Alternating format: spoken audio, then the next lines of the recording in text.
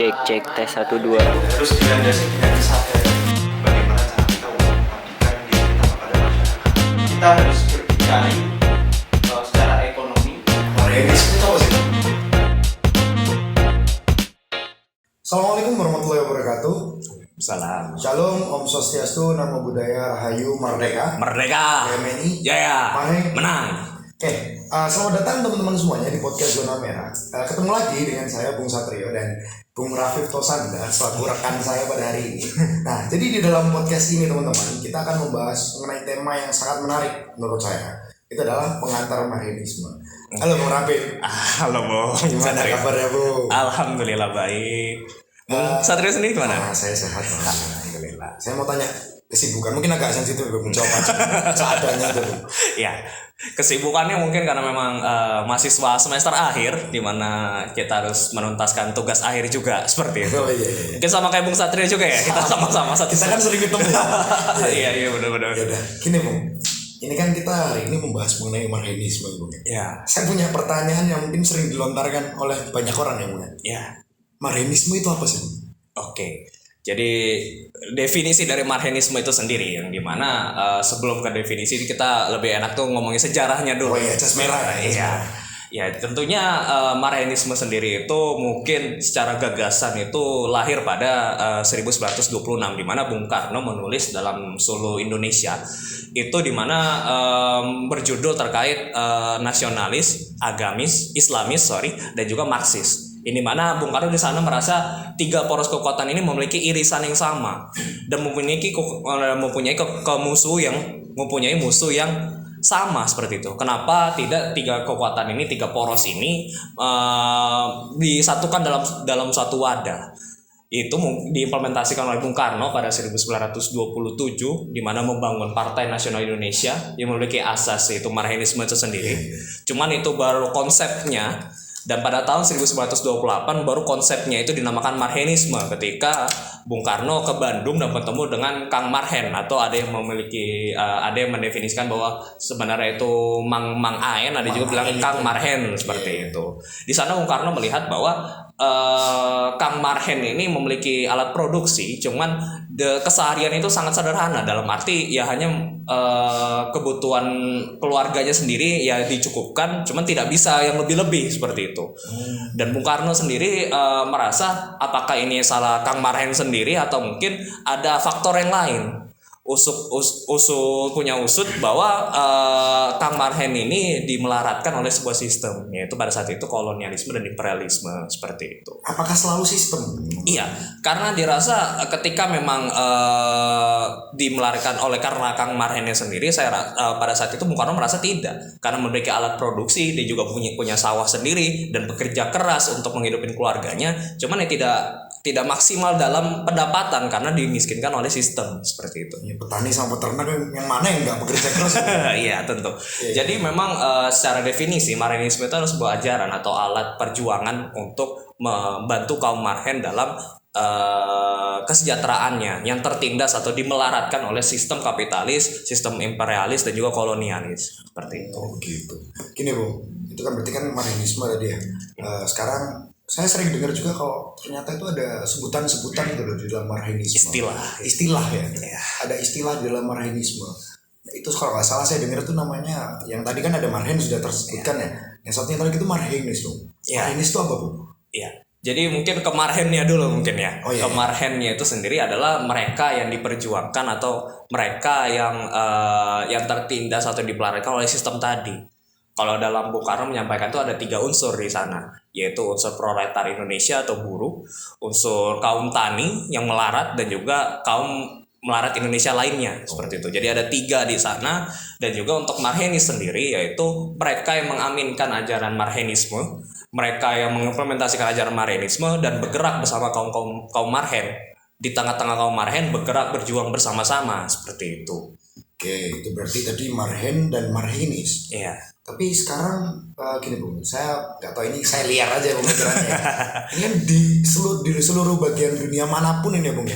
Semua hal itu kan ada karena ada filsafat, karena ada akar pemikirannya.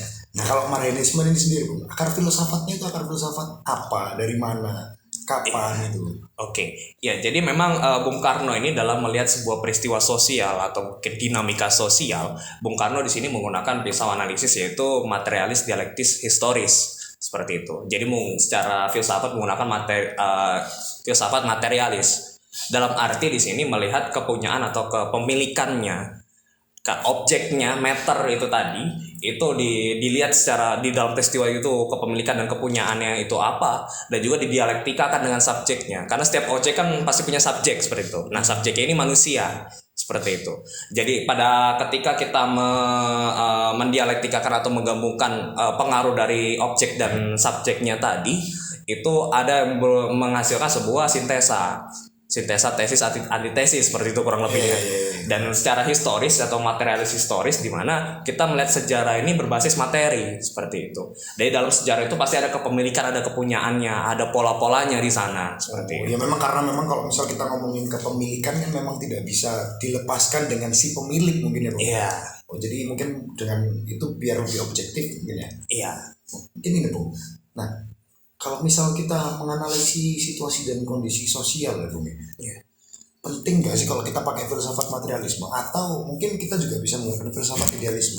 Mungkin bedanya aja dulu. Ini bingung saya soalnya. Ya, jadi memang dalam melihat peristiwa sosial itu ada dua aliran besar seperti itu, aliran idealisme dan juga materialisme. Kenapa menggunakan materialisme? Karena yang tadi, karena bersifat materialisme dianggap bersifat praksis, yang dimana pengimplementasian atau action itu lebih jelas. Karena semua peristiwa sosial itu dilihat secara meternya atau kepemilikan atau kepunyaannya. Sementara idealisme itu sendiri melihat peristiwa sosial itu dari ideanya atau dari jiwanya pribadinya. Jadi sehingga lebih subjektif dalam melihat peristiwa sosial seperti itu. Oh iya, padahal kalau misalnya kita lihat peristiwa sosial itu nggak bisa datang dari pemikiran kita sendiri juga ya Bung ya. Iya. Harus di-compare dengan pemikiran-pemikiran orang-orang di sekitar kita juga gitu ya. Iya. Oh mungkin itu untuk supaya lebih objektif juga lah ya Bung. Ini Bung, kan kita udah ngerti nih sekarang bedanya idealisme dan materialisme. Kita udah ngerti juga kalau marinisme itu akar filsafatnya itu filsafat materialisme. Nah sekarang saya tanya Bung, marinisme itu punya nggak sih landasan di dalam bergeraknya atau gimana gitu Bung? Iya. Mungkin tadi kan definisi sejarah sudah, definisi dari marinisme sendiri sudah, dan marinisme sendiri memiliki asas perjuangan. Dalam arti di sana marinisme sendiri memiliki turunan sosio-nasionalis dan sosio-demokrasi. Di mana sosio di sana tuh ke masyarakat, jadi nasionalis yang ke masyarakat atau nasionalis yang mengedepankan nilai-nilai kemanusiaan di sana. Yang mengedepankan bahwa mereka yang di dalam negara itu adalah mereka yang berdaulat, mereka yang adil seperti itu, mereka yang sejahtera seperti itu. Yang bedanya sama nasionalisme lain apa Bu? Ya mungkin kalau secara definisi atau nasionalisme ajaran-ajaran yang lain mungkin ada beberapa yang berbeda, ada yang berbeda gitu, yaitu chauvinis yang dimana mereka menganggap ya nasionalis yang paling baik atau paling sempurna itu nasionalis sendiri.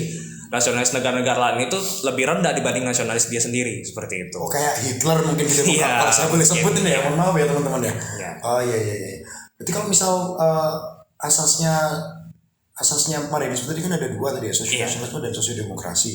Nah kalau sosiodemokrasi ini tepatnya yang gimana Bung? Iya, sosiodemokrasi itu terdiri dari demokrasi politik dan juga demokrasi ekonomi, di mana pada akhirnya muaranya politik dan ekonomi ini sosiodemokrasi yang namanya kemasyarakatan, yaitu ya politik kemasyarakatan dan juga ekonomi kemasyarakatan, yang dimana pada akhirnya muaranya itu mengedepankan kaum marhen, menduluankan kaum marhen untuk sejahtera terlebih dahulu. Jadi polisi-polisinya dan juga kebijakan-kebijakannya itu menyelamatkan kaum marhen sendiri. Seperti itu. Gitu. Memang kalau kita ngomongin demokrasi itu bukannya selalu ngomongin politik aja tuh? Enggak, jadi memang unsur-unsur dalam demokrasi itu kan banyak. Ada politik, ada ekonomi, seperti itu. Ya, mungkin memang ekonomi itu supaya di dalam sistem pemerintahan itu tetap memperhatikan kondisi ekonominya rakyatnya mungkin gitu ya? Iya, tentu. Iya. Itu kan tadi asas berarti ya Bung ya. Kalau kita ngomongin masalah ini Bung, step by stepnya untuk merealisasikan marinisme itu gimana sih Bung? Iya, ketika kita sudah sampai di asas perjuangan, tentunya kita lanjut ke strategi perjuangan yang dimana terdiri dari 5. Yang pertama yaitu progresif revolusioner, di mana kita menjebol dan membangun berdasarkan dari dasarnya, kita berubah dasarnya itu secara cepat. yang terdiri dari ya kita bergerak itu secara terorganisir, sistematis, dan juga continuous serta militan seperti itu. Apakah harus seperti itu, Bung? Kenapa nggak revolusioner aja atau progresif saja? Ya, saya rasa dua-duanya itu benar-benar saling bergandengan dalam berjalan karena demi progresif itu kan menjadi yang lebih baik ke depannya. Ada progresnya di sana. Sementara revolusioner menjebol dan membangun. Jadi ya ketika kita terorganisir, sistematis dan juga berjalan bareng-bareng, ya pada akhirnya outputnya itu ke progresif revolusioner. Berarti memang menjadi seorang penganut Marianis terus ada step by step yang dengan cepat harus direalisasikan gitu ya, Bung ya? Iya, benar sekali. Mungkin ada lagi, Bung, lanjutannya. Yang selanjutnya itu non kooperasi. Ini berarti tidak bekerja sama. Dalam arti bukan berarti Marianisme menganut ajaran yang eksklusif. Cuman ya mereka eksklusif ketika menanggapi sebuah kepentingan-kepentingan yang berlawanan dengan Marianisme itu sendiri. Di mana Marianisme sendiri menginginkan kesejahteraan adil makmur kepada kaum marhen, cuman dia tidak akan bekerja sama dengan mereka yang memiliki pandangan yang berbeda atau berlawanan seperti itu, yang ingin penindasan, yang ingin melaratkan kaum marhen atau rakyat. Itu kita tidak bekerja sama dengan golongan-golongan seperti itu. Itu benar-benar tidak bekerja sama berarti, Bung? Iya, non kooperatif. Benar-benar non kooperatif berarti ya? Iya. Mutlak berarti, Bung? Iya. Ya, karena memang kan ketika bergerak itu kita tetap menggandeng mereka yang kepentingan yang berlawanan, ya kontradiksi dalam bergerak. Ya pelin-pelan. Iya, seperti itu. Lanjutannya, Bung? Yang selanjutnya itu adalah Max Foming dan juga Max Unwinding. Iya. Atau mungkin dalam gampangnya itu Max Foming itu adalah penyatuan kekuatan revolusioner, kekuatan progresif revolusioner, yang dimana ketika menyatukan kekuatan itu kita langsung ke Max Unwinding, yaitu menggunakan kekuatan itu tadi, menggunakan kekuatan sesuai dengan ajaran dari Marianisme itu sendiri. Iya. Mungkin lanjutnya. Ya, selanjutnya itu ada masa aksi. Dimana ketika kita bergerak itu ya kita harus bersama-sama dan sadar bahwa bergerak itu demi kesejahteraan bersama, tidak melihat kamu untung apa, aku untung apa, cuma semuanya itu ingin keadilan, kesejahteraan bersama-sama, tidak individu-individu seperti itu. Makanya seorang yang mengaminkan atau mengimplementasikan Marhenisme atau kaum Marhenis itu tadi, seyogyanya atau selebih baiknya ketika dalam bergerak itu ya bersama-sama seperti itu. Sadar untuk bergerak. Iya, sadar untuk bergerak, dan mereka memang untuk menginginkan dampak yang lebih besar untuk kesejahteraan kaum marhen ini ya berorganisasi seperti itu. Mungkin kalau di mahasiswa ini ada organisasi yang memikirkan ajaran Marianisme itu GMNI. Iya. Berarti memang berkorelasi dengan yang Max Foming dan Max Unwinding tadi. Iya. Masih Bung. Ya, selanjutnya itu ada self help dan self reliance. Di mana kita bergerak ini, self help ini tidak ketergantungan dengan kekuatan yang lain, tidak ketergantungan dengan gerakan yang lain. Sehingga ketika kita tidak tergantung dengan gerakan yang lain, ya kita tidak diintervensi dalam bergeraknya. Ketika kita ketergantungan, otomatis ya ketika yang kita gantungin ini berbeda arahnya, kita akan ikut seperti itu. Iya. Sementara di self help ini ya kita tidak bergantung dengan kekuatan-kekuatan yang lainnya, sehingga menghasilkan sebuah gerakan yang percaya akan gerakannya sendiri, percaya diri akan gerakannya sendiri, percaya akan kekuatan yang dia himpun sendiri gitu ya, Bung. Iya. Berarti memang kalau misal kita ngomongin masalah strategi perjuangan itu memang berkesinambungan satu sama lain ya, Bung. Iya, tentu, Bu. Iya. Nah, ini Bung, menarik. Ini kita udah bahas mengenai landasannya Marianisme. Kita udah bahas juga mengenai strateginya tadi, strategi perjuangannya.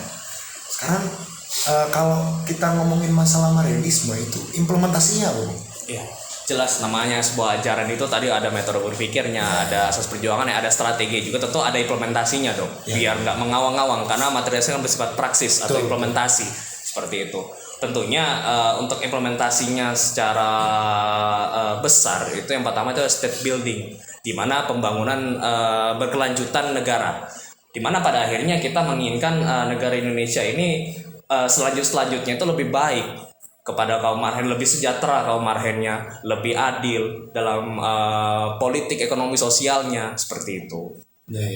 Itu memang kalau misalnya kita ngomongin masalah state building atau pembangunan bangsa mungkin ya. Pembangunan bangsa itu berarti harusnya itu sangat tergantung dengan rakyatnya nggak sih, Bung? Karena kan negaranya kan benda mati ya, mohon maafin ya. Tapi kan yang menggerakkan negara itu kan yang pada akhirnya membuat negara itu menjadi terlihat hidup. Iya, tentu. Karena memang di Marhenisme sendiri dalam misinya itu kan memang Marhenis dan juga Marhenis sebagai suatu subjek politik dalam arti untuk pembangunan keberlanjutan negara itu sendiri, seperti itu. Subjek. Iya, subjek dari politik. Berarti bersama-sama itu ya, Bung? Iya, subjek sosial politik gitu. Dia bergandengan Marhenis dengan Marhen itu sendiri untuk Indonesia yang lebih baik, negara yang menjadi lebih baik, NKRI ini lebih baik. Iya, itu terkait state building ya, Bung. Mungkin ada lagi. Ya, yang selanjutnya itu ada national character building. Ketika kita sudah paham tujuan akhirnya itu negara Indonesia ini menjadi lebih baik, lebih adil dan makmur, yang dimana karakter bernegaranya ini juga harus kita perbaiki juga, atau minimal kita Bung namanya saya membuat karakter yang berkepribadian budaya. Seperti yang Bung Karno sampaikan dalam Trisaktinya, yaitu berdaulat secara politik, berdikari secara ekonomi, dan berkepribadian budaya. Dalam arti ketika kita tujuan kita Indonesia yang lebih baik, tentunya apa yang kita ingin lakukan, apa yang ingin kita perjuangkan itu dalam arti muaranya itu Indonesia yang lebih baik gitu. Pada akhirnya semua outputnya itu kembali lagi ke negara Indonesia, seperti itu. Itu tadi terkait karakter ya, Bung? Iya. Memang kalau misal kita ngomongin masalah karakter ya, saya rasa itu tadi kan memang sangat berpengaruh kan ya. Iya, tentu, Bung. Dalam bergerak, dalam berjuang. Seperti itu. Menarik ya, Bung. Ada lagi, Bung? Ya, selanjutnya itu adalah social economic developing. Di mana seperti yang tadi di asas perjuangan itu sosiodemokrasi politik dan juga sosiodemokrasi ekonomi. Di mana pada akhirnya semuanya itu bergantung pada sosial dan ekonomi kita. Ketika kita mengharapkan Indonesia yang lebih baik, Indonesia yang lebih sejahtera, ya kita lihat dulu keadaan sosial dan keadaan ekonominya. Apakah itu memang membantu kaum Marhen sendiri? Apakah sosial atau gotong royongnya masih terasa? Indonesia, kepribadian Indonesia masih terasa? Atau ekonomi, secara ekonomi kita berdikari atau tidak, berpolitik berdaulat atau tidak? Itu yang menjadikan fokus utama seorang kaum Marhenis, seperti itu. Mungkin memang gotong royong yang dicita-citakan sama para pendiri bangsa kita itu memang gotong royong yang secara sosial, secara ekonomi, secara politik dan lain sebagainya, Bung ya. Kayaknya sekedar kerja bakti gitu kan. Iya, tentu. Dalam arti gotong royong yang dimaksud itu ya kontribusi individu-individu ini terhadap kemajuan negara ini apa secara maksimal, seperti itu. Iya. Cuman itu aja, Bung. Iya, untuk implementasi perjuangan Marhenisme secara lingkup luas itu 3 itu tadi. Oke, berarti dalam skala nasional bentuk implementasi Marhenisme itu tadi ada 3 tadi ya, Bung ya. Nah, sekarang pertanyaan lebih lanjut, Bung. Itu kan tadi skala nasional ya, Bung. Jangan gugup ya, Bung. Ini kalau misal kita berbicara mengenai implementasi Marhenisme di dalam skop yang lebih kecil, itu sekiranya ada nggak, Bung? Ya, mungkin karena memang kita, Bung Satrio dan saya sendiri tergabung dalam organisasi Gerakan Mahasiswa Nasional Indonesia Fakultas Peternakan, tentunya kita ada implementasi secara nyata, secara real gitu loh di dalam kampus. Yaitu ketika kita belajar ini bukan untuk bekerja dan berkeluarga, cuman kita belajar ini untuk mengimplementasikannya lagi, kembali lagi ke masyarakat. Kita turun lagi ke masyarakat, mengedukasi masyarakat agar lebih baik, seperti itu. Apalagi kita ilmu disiplinnya itu peternakan, seperti itu. Dalam arti di sini kita sebagai seorang akademisi yang mengkritisi polisi atau kebijakan-kebijakan pemerintah dalam peternakan itu sendiri, apakah itu bersifat mensejahterakan kaum Marhen atau kaum peternak, apakah itu hanya sekedar membuat kantong-kantong penguasa atau mungkin kantong-kantong pembisnis yang lainnya itu tebal dan yang lainnya kaum Marhen ini melarat, kan tidak seperti itu. Ya, tapi kan itu kan kita ngomongin masih belum maksudnya semua orang kan tahu bagaimana cara kita sebagai seorang mahasiswa mengabdi kepada masyarakat di sekitar kita. Nah, tapi nih kalau misalnya saya mau tanya, Bu, ini kira-kira kalau GMNI FAPE itu ini sudah punya program yang bentuk implementasi Marhenisme itu nggak sih, Bu? Ya, tentunya di organisasi GMNI ini kita memaksimalkan semaksimal mungkin untuk outputnya itu kembali ke masyarakat atau kembali ke kaum Marhen, seperti itu. Seperti Bina Desa, di mana kita membina desa Gading Kulon di sana untuk menjadi produktivitas dalam setiap produk-produk peternaknya itu lebih maju. Dan juga kita ada Merdeka Study Club yang dimana kita kembali ke peternak, belajar bersama dengan peternak, seperti itu. Ada berarti ya, Bang? Ada dong. Mungkin kalau lebih lanjutnya mungkin bisa dicek di akun Instagram mungkin ya. Iya, betul sekali, Bung Satrio. Instagram kita lagi. Ya mungkin teman-teman sekalian yang mau yang mau tahu, yang masih penasaran terkait bentuk real implementasi Marhenisme, mungkin bisa langsung cek aja di akun Instagramnya Gemenivapetub, apa Bung? @gemenivapetub. @gemenivapetub. Ya mungkin itu ya Bung ya. Sekiranya mungkin yang saya tangkap kalau misal kita ngomongin masalah Marhenisme, berarti ini nggak jauh-jauh lah ya definisinya dari mengabdi sebagai manusia untuk memanusiakan manusia kan gitu ya.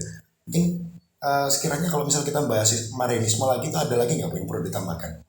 Iya, sebenarnya yang paling menarik ini karena tadi ya dari Bung Karno itu ingin menyatukan 3 kekuatan tadi. Dalam artinya kita bergerak ini kita tidak melihat latar belakang, kita tidak melihat sukunya, tidak melihat agamanya. Ya ketika ingin bergerak ya kita ayo bergerak bersama-sama seperti itu. Nggak ada tendensi suku ini lebih ini, suku ini lebih ini, tidak.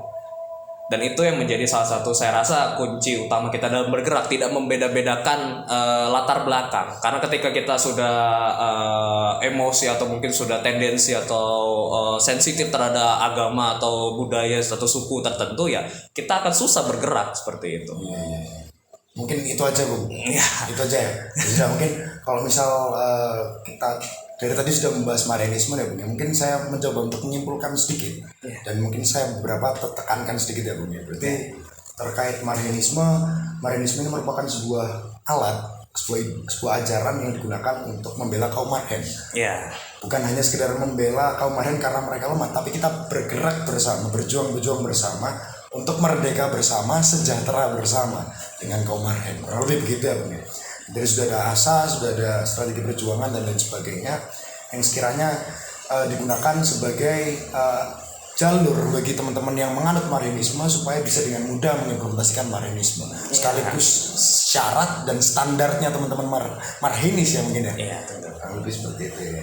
Ya mungkin itu ya Bung Rafif ya. Terima kasih banyak. Terima kasih Bung Satrio udah sharing di sini teman-teman. Saya rasa juga teman-teman juga merasakan manfaat dari ilmu yang diberikan sama Bung Rafif. Enggak, itu mulai sharing-sharing aja tadi kita. Sharing aja ya. Iya. Ya mungkin cukup itu ya Bung Rafif ya. Mungkin sebelum saya tutup saya mau kasih sedikit quotes nih. Waduh. Jadi gimana?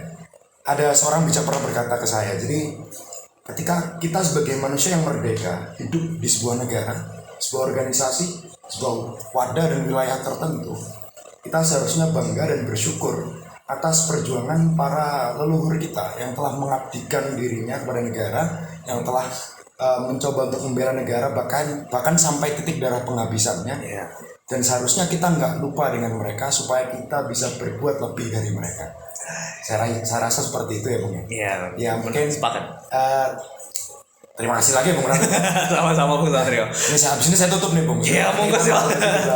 Ya, mungkin terima kasih buat teman-teman podcast Zona Merah, teman-teman penonton podcast Zona Merah. Jangan lupa untuk stay tune di podcast Zona Merah episode selanjutnya. Ya, saya Satrio Gunawan Bukti dan Bung Rafif Tosanda pamit undur diri. Wassalamualaikum warahmatullahi wabarakatuh. Shalom, Om Swastiastu, Namo Buddhaya, Rahayu, Merdeka. Merdeka. Gemeni Jaya. Marhen. Menang. Marhen. Menang. Marhen. Menang.